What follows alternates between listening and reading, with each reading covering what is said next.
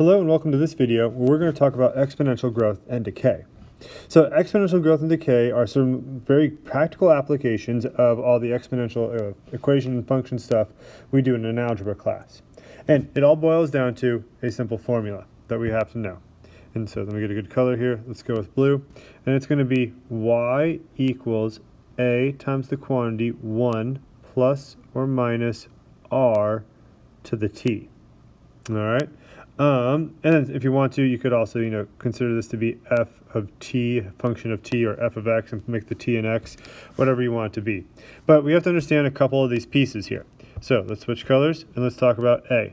A is our original amount.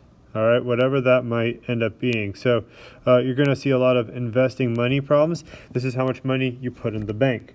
Maybe it's the initial population if we're talking about population growth. Or if we're talking about like a tournament, how many people are in the tournament at the very, very beginning. That is A. All right, 1 is just 1. And now notice we have plus or minus here. So here we have to do a little bit of thinking. Plus corresponds with growth. And minus is going to correspond with decay. Now this you have to think on your feet. Based off of what you're reading, what is making more sense, all right? Are we talking about something where we're going to be getting larger overall or getting smaller overall?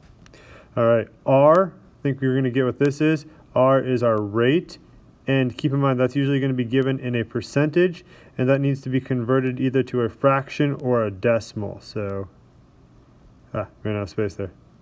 Decimal, all right, or a fraction. And then T is time. Now, mostly it's going to be in years, but every now and then, maybe it's in months, maybe it's in minutes, but it's your time value. So, with all that being said, let's take a look at some examples that we have. So my first example, Frank invests $400 in an account that earns 6% interest annually. How much money will Frank have in 5 years? How long until he has 5 times his original amount of money?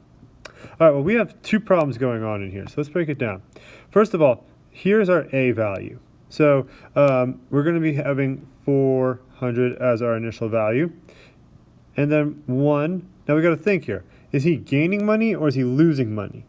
He's earning money, so that means he's going to be adding 6% a year. So that's plus 0.06 when we look at it as a decimal.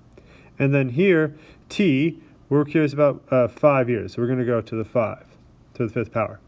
Now, you're going to realize that very quickly you have to have a calculator, which is why I have one already up and ready to go. So I'm now going to type this in. 400 times, and then I'm also going to do a little bit of mental math, 1.06 to the 5th power. And so what that boils down to is that he'll have roughly $535.29 in 5 years. Now, if someone asked for how much interest was earned, what we would do, so let's just kind of write that down. So if the question is how much interest earned,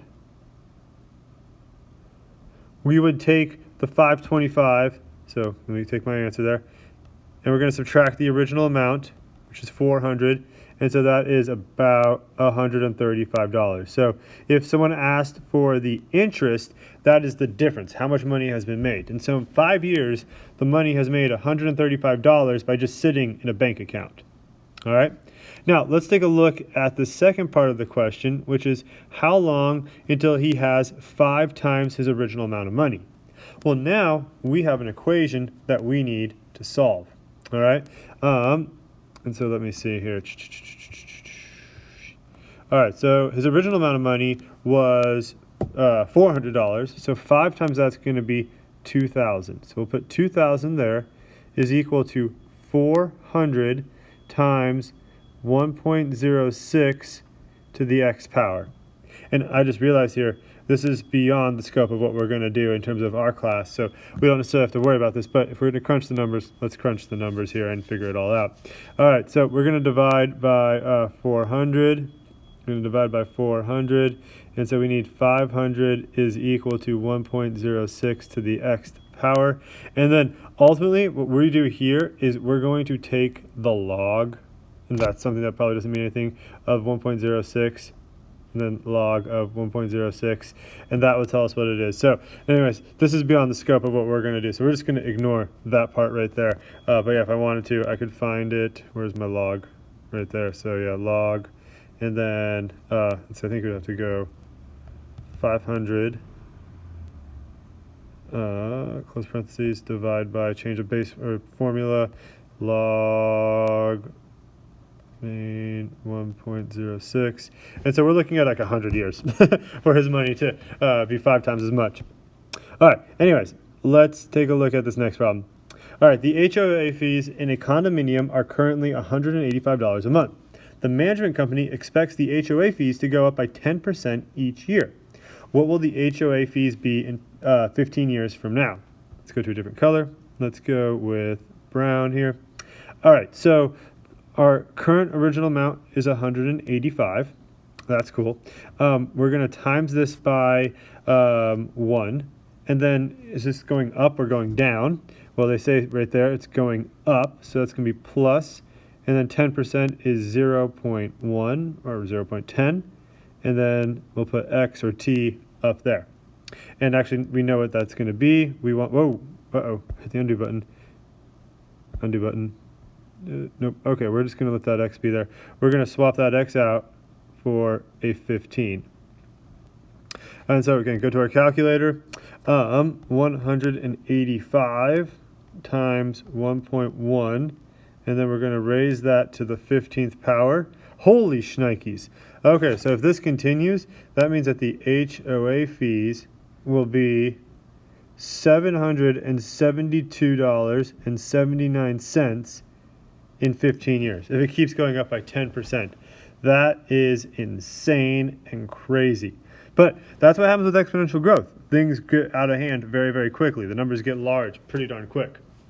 All right, so now let's look at our final problem here. Let's go green because it's about pine trees. So let's say the number of ponderosa pine forests decreased from 1963 to 2002 by 0.5% annually. In 1963, there were 41 million acres of ponderosa pine forests.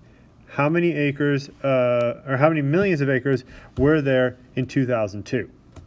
All right, so my original amount is 41, so 41, and then I'm going to take my 1 there. But now I'm definitely talking about a decrease. So this is exponential decay. So I'm going to subtract 0.05. Wait, sorry, 0.05. All right, so that's 0.5% as a decimal. And then I got to find out what my time value is. And so if I were to go 2002 minus 1963, that is 39. And again, this is why we need a calculator, because we're going to take something to the 39th power. And so I'll type this in, 41. In here, I'll go 1 minus 0.005. And then I'm going to times that, or to raise that to the 39th power. And so that means that in 2002, we had roughly 33.7 million acres of ponderosa pine forest. And so all this stuff boils down to knowing your formula. Y equals A times the quantity 1 plus or minus R to the T. And then it's just about plugging and chugging in the different values and using a calculator, because like as you can see, we're doing 1.1 to the 15th power. We're doing something to the 39th power. We're doing something to like 1.06 to the 5th power. These are things you don't want to do by hand, or you're going to struggle to do by hand. This is why we have calculators to kind of help us out with that. And then it's just all about figuring out, where everything goes and if we have a growth or decay problem. So good luck on your homework or practice, and let me know if you have any questions.